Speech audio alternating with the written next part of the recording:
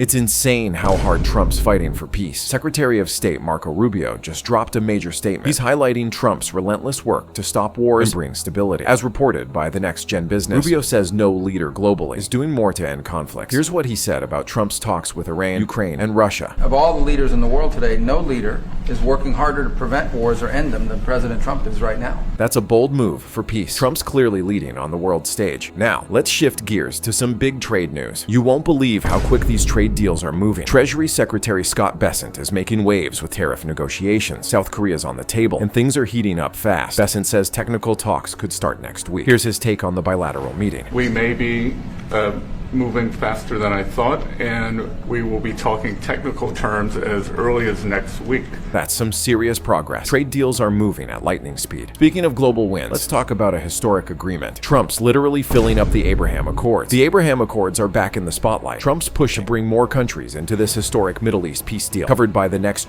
Business, he says nations are lining up to join. Here's Trump on the rapid expansion. A lot of countries want to come into the Abraham Accords. You know, we have 4.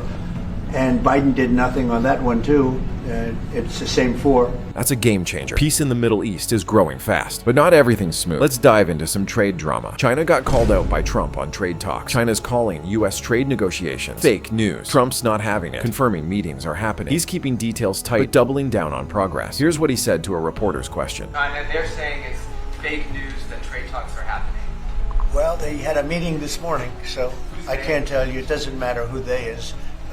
We may reveal it later. That's Trump setting the record straight. China's bluff didn't last long. And finally, let's talk about Trump's reaction to a tense moment. Trump just unloaded on missile launches during peace talks. While negotiating peace, Trump got hit with news of missile strikes. He's visibly frustrated, wanting progress, not setbacks. Highlighted by the Next Business, here's how he reacted to the conflict escalating. President, this morning in a Truth Social post, you used the words, Vladimir, stop.